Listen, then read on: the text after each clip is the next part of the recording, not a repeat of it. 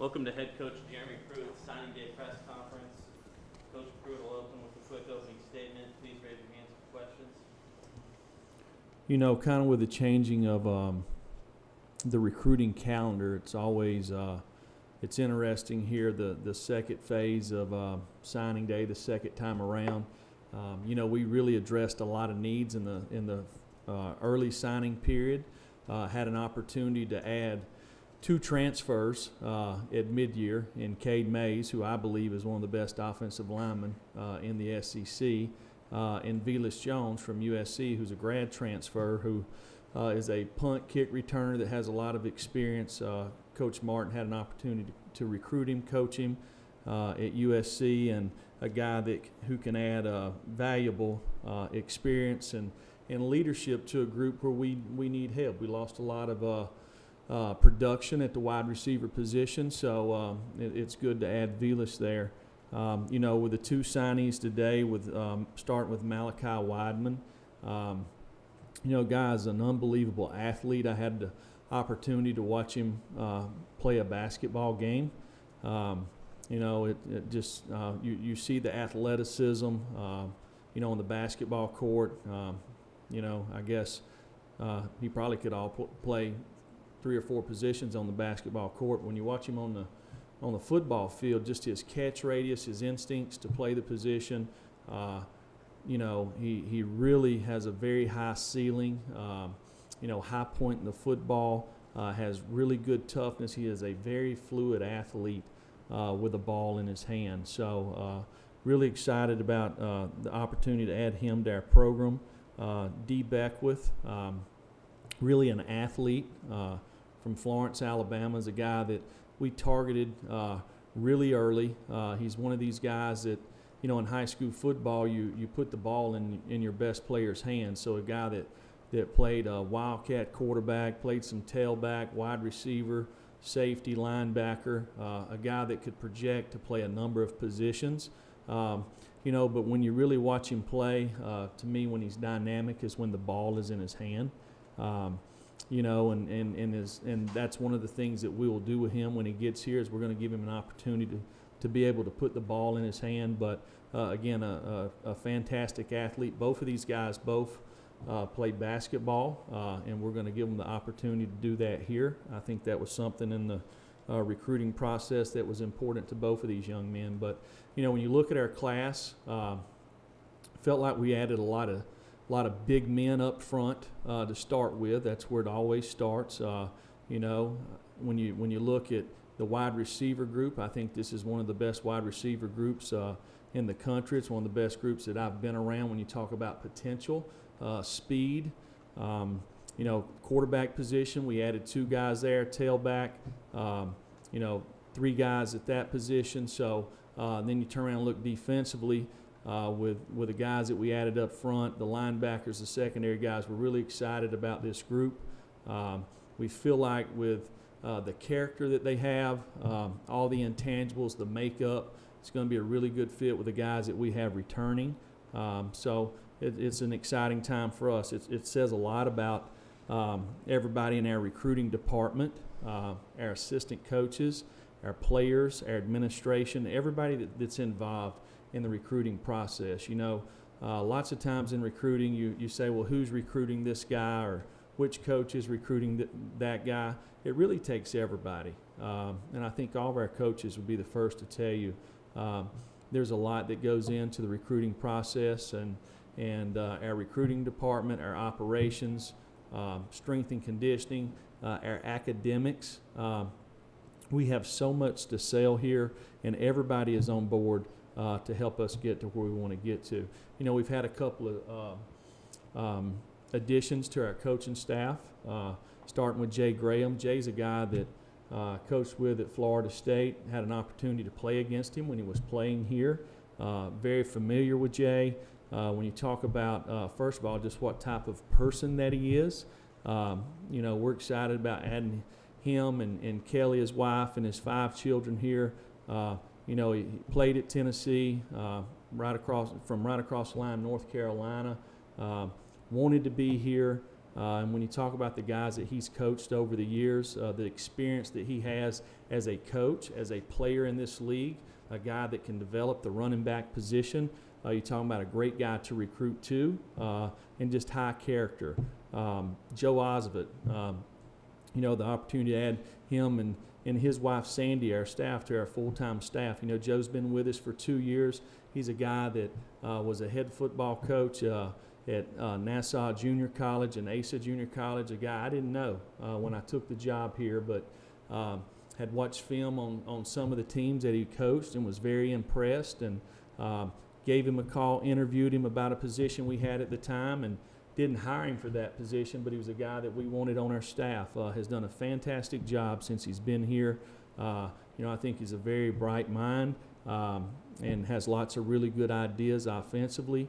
When we first got here, I said that Brian Needlemeyer is a guy that can coach on either side of the ball. He played offense in high school and college, but as he became a coach, he spent most of his time on the defensive side. He's done an excellent job with our tight ends the last 2 years, but with the flexibility that Brian has, moving him to inside linebackers is going to be a great addition. It's going to be great for him because it shows the value that he has as a coach and his versatility as a coach. So we're excited about the additions that we have. The direction of our program. Our kids are working extremely hard. That's one of the things that being out on the road for 3 weeks, I really hadn't had a lot of opportunity to see all of our players. As we come in, some of them are involved in recruiting, which the month of January is not nearly as big as far as numbers when it goes to recruiting, so you don't see as many guys. But, it's interesting how many guys have come and seen me on the weekends and had an opportunity to spend some time with them. But the last couple of days being in the office, getting a chance to see our guys, see them work, be around them, kind of, excites me about where we're headed.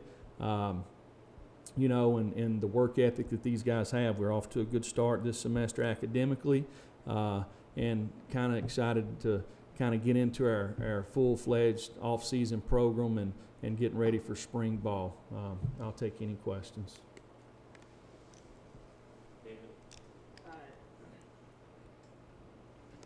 Jerry, how would you describe the impact and the way you guys closed the season on this recruiting class? Well, I think recruiting, there's a little bit of momentum to it. When you get guys that start committing to a certain school, or guys want to be a part of that. Right now, we've won our last 6 games, 7 out of our last 8. So we created some momentum on the field, created some momentum in December, done a nice job closing in the early signing period, and the spots that we had to fill today. I couldn't be more happier about the guys that we added to this group. So, I feel like that the momentum that we did create on the field, it had an effect in recruiting.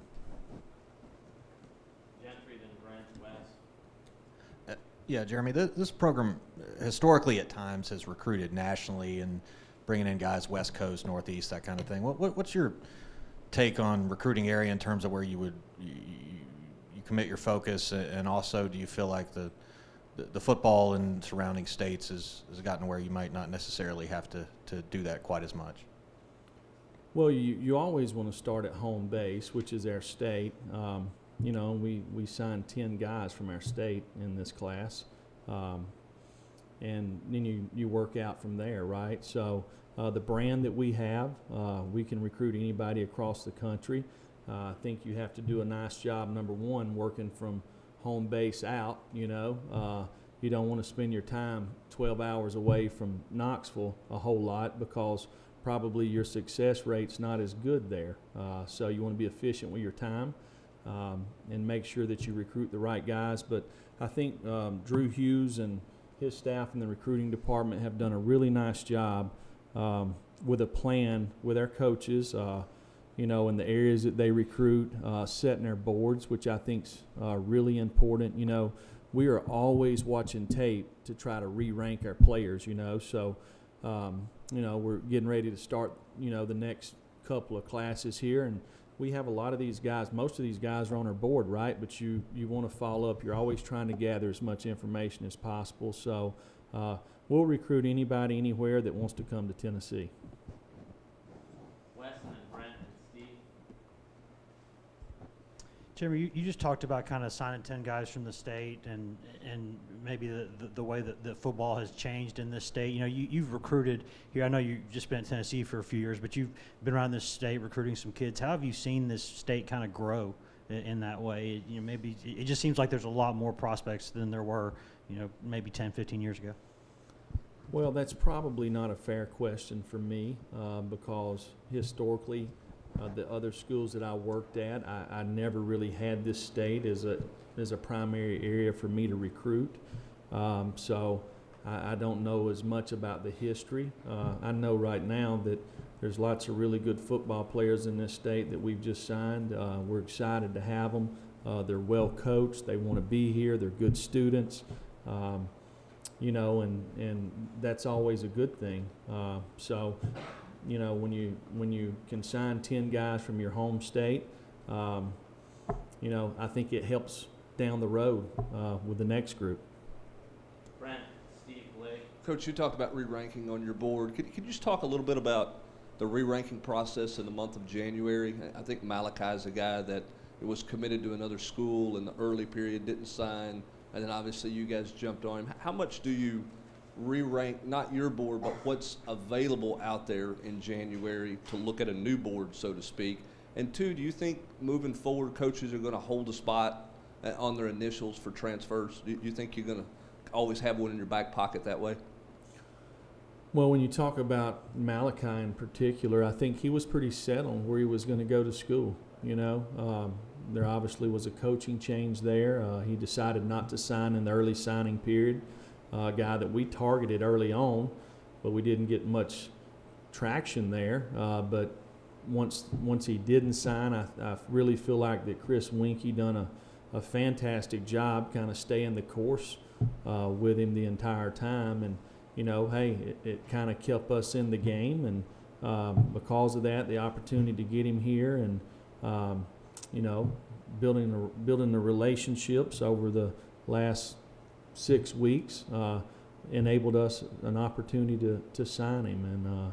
And, so as far as the holding a scholarship, I think lots of times it depends on your roster. I think everybody's rosters are a little bit different. You can look at guys based off numbers, and you can also look at it based off depth at certain positions, or maybe even age at certain positions. Maybe you got some guys that you think have a chance to be really good players, but if you could take a guy that that's 22 as opposed to 18, he might come in and help immediately before that guy could. So I don't know. I think that probably would differs with each college. Steve, Blake, Mike. You had said both Malachi and Dee would get a chance to play basketball as well. How much was that involved in the recruiting process? Did they have any communication with the basketball staff while they were here or anything like that? Or? Yeah, when he come on his official visit, we got him over there with Rick and his staff, and we do that with a lot of sports. So when you're recruiting guys that are doing multiple sports, you have to do that. Kenny Solomon's running track right now. So it's something in the recruiting process that we lay out a plan for, and they're on football scholarship, so it starts there, but you lay out a plan that you feel like they can have success, whether it's on the football field, on the track, on the baseball diamond, basketball court, but at the same time be able to handle being a student at the same time. Blake and then Mike Wilson. Jeremy, coaches often say they don't look at recruiting rankings. They don't worry about that. I mean, to the extent that that's true, what things matter to you and your staff more when recruiting an athlete maybe than what a particular ranking says? And then second, has Jeremy Banks been reinstated to the program? We have critical factors for each position. For a defensive back, You know, does he have the ability to play man-to-man? Can he tackle in space? What kind of range and ball skills does he have? To me, that's 3 critical factors that you've got to be able to do to be a successful defensive back in this league. You know, then there's a height, weight, speed component in there. There's the intangibles, toughness, dependability, you know, the makeup. Those things are important. So each individual position, we have the critical factors that we're looking for. We have a grading scale that we go by, that they have to hit certain marks. And if they hit these marks, then that's what we believe it takes to have success in this league. So that's kind of the way we go about ranking our players and setting our board and deciding, right? And one thing about it, it's when you're recruiting high school kids, to get the correct information is tough because everybody's not going to the combine, right? So, and the competition that guys are playing against, their age, you know, you can have a 19-year-old senior, you can have a 16-year-old senior. So all these things you have to take into account, and you know, what kind of program do they come from? You know, or do they have a great weight program, great nutrition program? You know, all these things. You know, they can create an advantage for a kid in his development or a disadvantage. So you got to take all these things into account. And your last question, no. Mike? Jeremy, how would, I guess, the calendar work if both Beckwith and Weidman were to play basketball? Would it be a football through the fall, basketball comes spring? And have you coached a player that's done both those sports before? Not since I coached at Hoover High School. So, but, you know, and our schedule there wasn't much different than the bowl schedule here. We usually played till the 2nd or 3rd week in December. So when football season's over with, he'll go to basketball. Trey Wallace? Coach, can you talk about Davis Jones? You guys had the opportunity. Last year he was interested at the time in potentially transferring to Tennessee. This time around he enters the portal as a grad transfer, and you guys land him. Can you talk about the relationship even dating back to last year, Well, we didn't have a relationship last year. T knew Valus, right? So, you know, I think there was a point in time that he was possibly looking to transfer there. But with a grad transfer deal, now he can go anywhere that he wants. And, you know, he's from Mobile, Alabama, so this is a lot closer for his family to have an opportunity to come watch him play. Any more questions for Coach? Wes? When you look at, you know, I guess since we last spoke with y'all around the early signing period, you know, some of the guys you've added got a transfer who's kind of a skilled guy offensively, added a couple today who were, you know, pass catching types. Is that something that, you know, after the early signing period, you knew y'all needed to look for more depth there, or were those just the best players that came across? No, we were recruiting the best players available and the guys that we had traction with, and we felt like probably fit a need for us. You know, did we need to add another guy at the wide receiver position for this cycle? I mean, I don't know. Our numbers, from a number standpoint, it says yes, right? We need 10 guys on scholarship, but the opportunity to get a guy like Malachi, you're not going to pass on that. Last couple, Austin and Jesse. Coach, can you just talk about Will Friend and the job he did in helping with Dee and Jimmy Holiday in both those recruitments?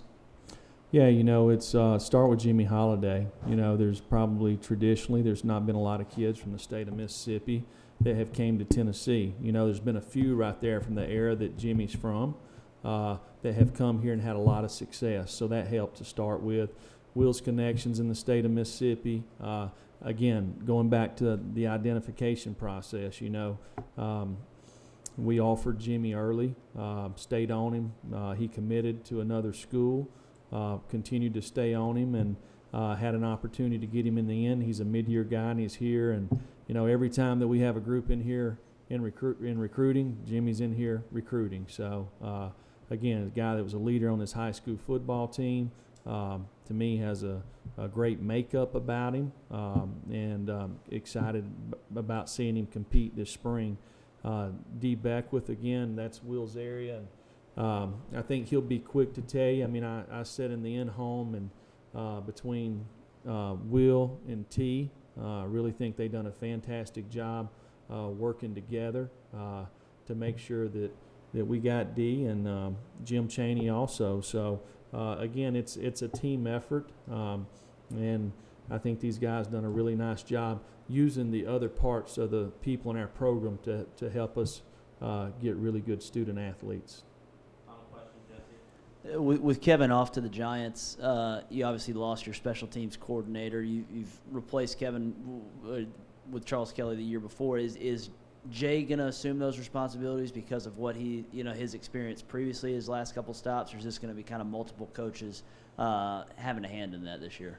Well, Jay absolutely could do it, along with other guys on our staff. We have yet to really sit down and iron that out exactly yet, but he's plenty capable. And all of our coaches coach special teams, so we've got lots of guys that are familiar with what we've done in the past, and we'll continue to use everybody in that capacity. But at some point in time before spring ball, we'll get it ironed out exactly who's going to head that up. Is that it, Zach? That's it. So I know you all know that this is Zach's last press conference. So I just want to tell y'all, and I know y'all appreciate the job that Zach's done in the last 2 years that I've been here. He's been phenomenal in helping bridge relationships between me and you guys, and I appreciate him for the job that he's done here, and I know you guys do. So I just wanted to give Zach a shout out for what a great job that he's done representing this university. Thank you.